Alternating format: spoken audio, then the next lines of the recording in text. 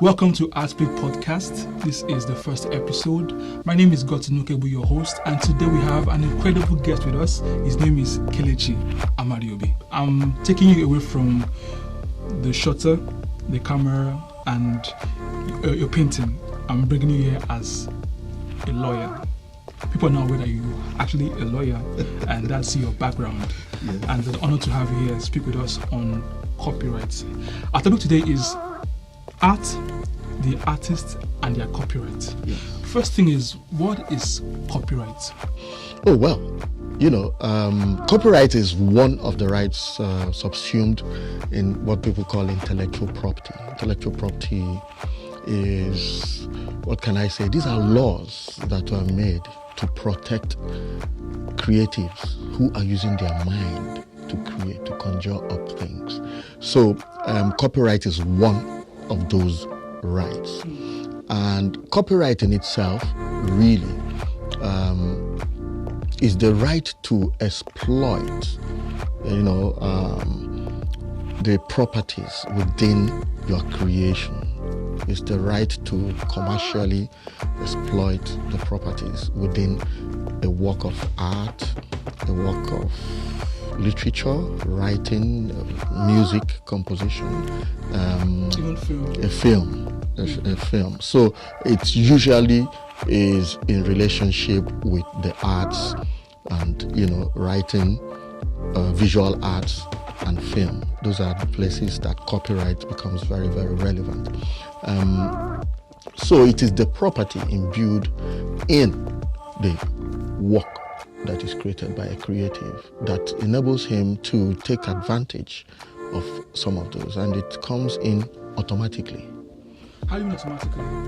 Well, under the law, the creator, the person that made the work of art, music, film, the person that made the author, automatically owns the copyright. Once you make a work, yes, automatically you own the work. It is inherent in the making of the work. Yes, you own the work. You own the work, but you have to also make us know that you own the work. What I mean is, if it is for a photograph, for instance, if you're the one that took the photograph, that automatically shows us that you're the owner. Of course, for photographers, there's what is called metadata that is inside your camera. You need to make it obvious by putting your name and all those things can be imbued into the picture. The other way to prove that you're the owner of or the author of an image or a piece of literature is to publish it. So if you publish it on Instagram, in a newspaper, on TV, wherever you publish it, that is evidence that you are the author. The other way to prove that you're the owner is by registering it at the Copyright Commission. Oh. Here's where we're going to right now. Yes. How important is it to register your work at the commission? You know what? Even though it is automatic that it belongs to you once you're the one that created it, it's advised that if you create a piece of work that you think will be in the public domain, that you think is so important, you are advised it's better to go and register it at the Copyright Commission. What does that mean? Well, by registering it at the Copyright Commission, you've put the whole world on notice under the law that you're the owner of this. The date at which you registered it is relevant. Now for photographs and paintings, the visual arts, you register a copy of the thing and give a description and all that. If you check, you can actually do it online, and you have to pay a fee for that. There are different fees. Let me come in here, please. Are you advising that before an artist does an exhibition of their work, it is advisable to register those works as copyright at the commission? I will greatly advise on that. Once you publish your work, especially these days, you want people to see it in order to want to buy it. So by making digital copies of it and put it in any of the social media, when publications want to talk about your exhibition and all that, they will have to use maybe an image of it to illustrate. Well, your work would then be in the public domain. It then becomes necessary to protect it. So if you go and register it at the Copyright Commission, then you have a certificate that says, oh, the copyright belongs to me. It just gives you a paper certificate, and it puts the government on legal notice that you're the owner. The other thing I find that makes it very necessary for you to register your work is that, well, the Copyright Act is the Copyright Act of Nigeria, which sort of restricts the application of that law within the territorial, integrity of one country. But then, when you put your work on the internet, it is global. Yes. So how do you protect your right in US, for instance, or in Brazil, or in Australia, far away Australia? Now, there are treaties that countries go into. Each country will go into a treaty, an international treaty that, your country will respect the Copyright Act in my country, while mine will respect in your country. So any country that is privy to those treaties is then compelled to respect your copyright. So you can enforce in that other country. But what is the easiest way to show you're the owner and that Nigeria recognizes that you're the owner of the copyright? You bring out your certificate of registration. The question is now, has there been a time where your rights was violated, your rights was infringed upon, and what was an example of that situation? How did you cope with it? How did you go about it? Well, to tell you the truth, we live in a society that is, either ignorant of the import of people's copyrights, or is complacent, or, sometimes when things are done, when everybody's doing it, it starts to look like it's not wrong. A good example was in the days of the, bootleg CDs, where everybody would just go and buy a DVD of a movie that sometimes is not out in the cinema, and they are selling it and everybody's buying it. That is theft, pure theft. But if everybody is doing it, somehow we collectively agree that somebody else's copyright is not that important, especially if you're not caught.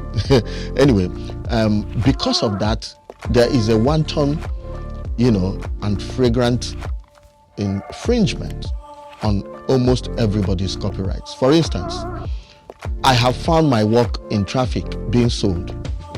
I've seen people carrying my picture. One day I was driving on this Kingsway Road. I saw somebody carrying one of my pictures. I said, what? Now they took those pictures. When I looked closely at the thing, because I got the guy apprehended and all that, I took action. I didn't just let it go, because for me it's important to educate him. Yes. At least let him know he's doing something illegal, because these people, a lot of them are really ignorant of it. I found out that with the sharpness of that image, they actually took it straight from my Instagram page. You can just munch a digital file and go and print it, and they're selling it in traffic.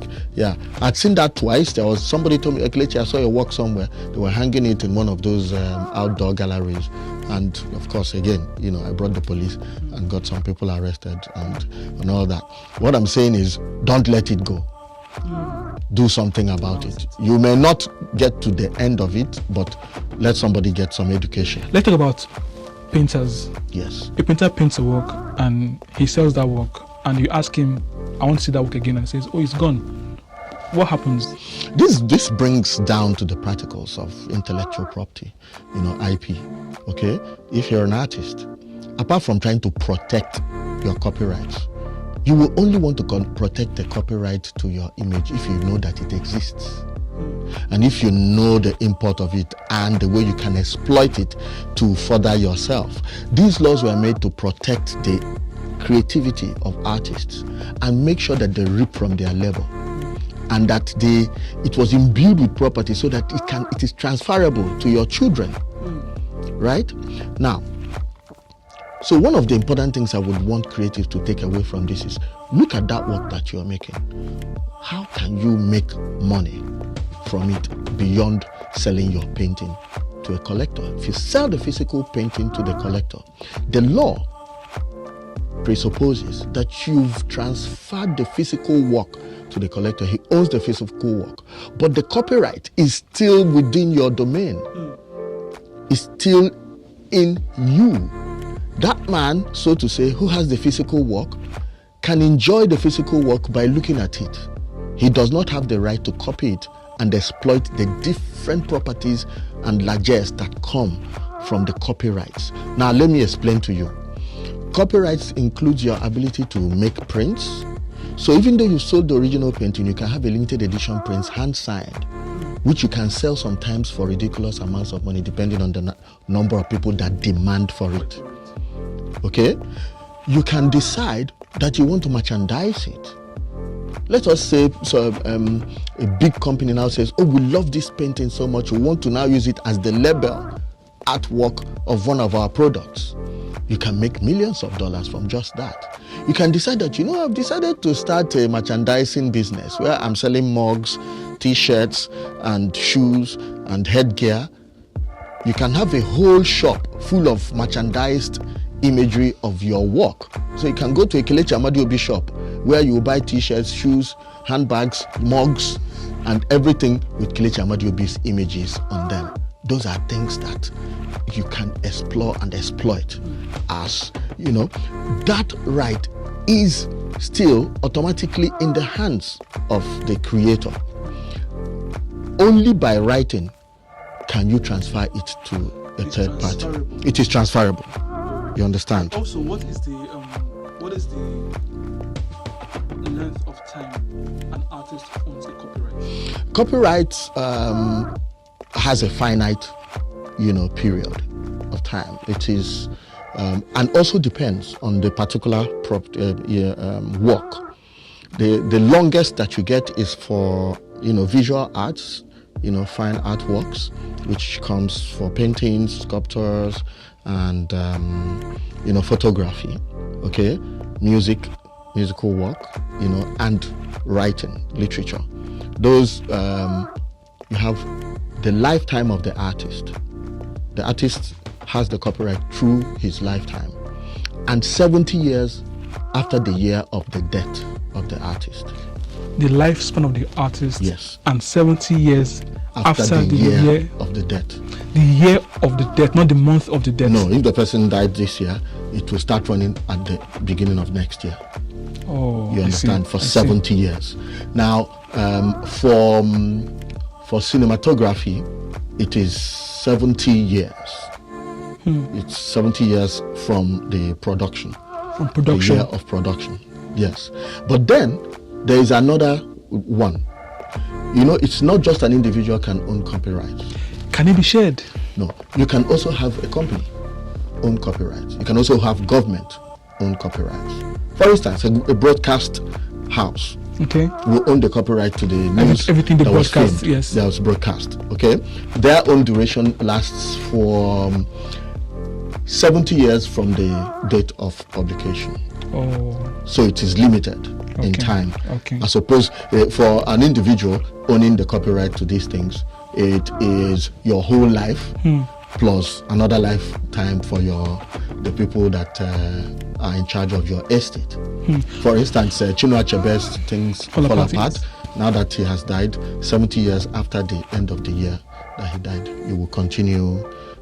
So after that 70 years, it's now in public domain. We can now use it. It's now in public domain. Again, so the world then can use the material, artwork, the material, like Shakespeare's works, sonnets, like the paintings by Leonardo da Vinci and all these people. Yes. They have passed those kind of time limits. So it does have a limit, But there's something I would like to let people know, because most people don't know about this.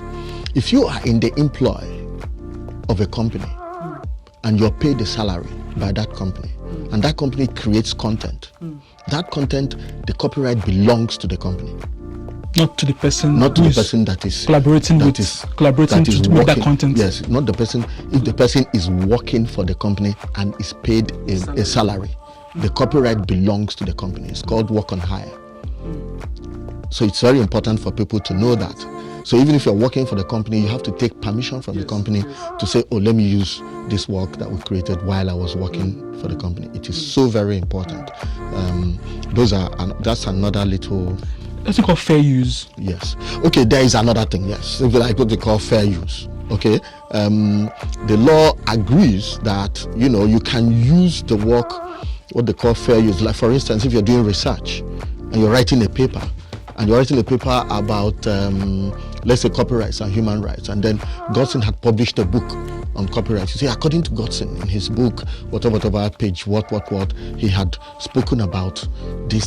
You can put a part of that right up, and then of course give credit, footnotes and citation. Yeah. So you can't then take the person to court and say he fit your copyright because he gave you. Well, that's what they credit. call Give you fair use. If say somebody is writing about Kelechi Amadi-Obi's work, and even without my permission, he takes some of the works and publish in the magazine and say, "Oh, we're talking about Nigerian artist, one of the great artists," and he puts your work. You cannot go and sue them for infringing. It's called fair use. I don't know if you understand. So all these things, they have nuances, you know. Where does one's copyright start and another's begins? Okay, beautiful. I mean, that's a very good question. I have to tell people, especially for people who are creating work that has other human beings in them, you know. So you do have the copyright to the work you've created, but the other human being has another right too, called right to privacy.